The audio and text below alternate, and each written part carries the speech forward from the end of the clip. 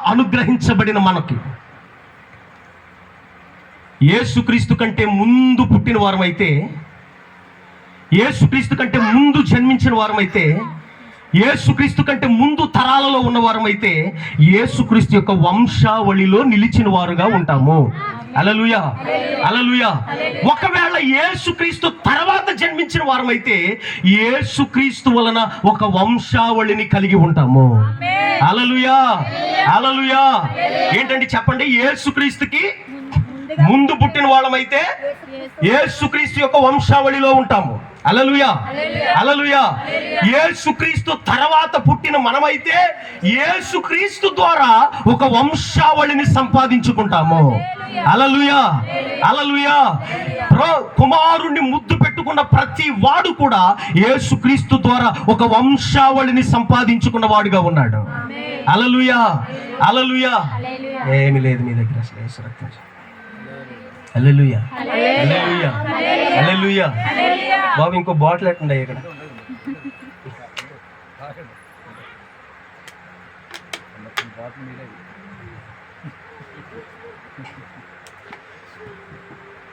దేవుని ఘనమైన నామునకు మహిమ కలుగునుగా.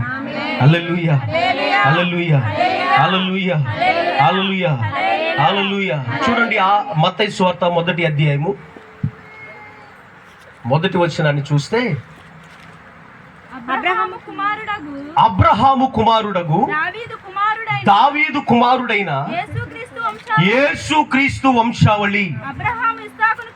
అబ్రహాము ఇస్సాకును కనెను, ఇస్సాకు యాకోబును కనెను, యాకోబు యోదాను అతని అన్నాదమ్ములను కనెను, యోదా తామారునందు పెరెసును కనెను, జెరాహును కనెను, పెరెసు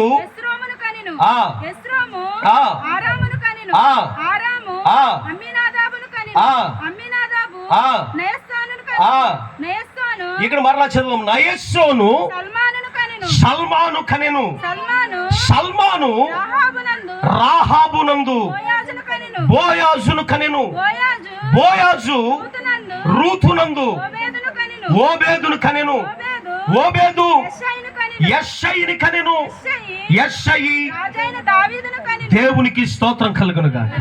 హల్లెలూయా.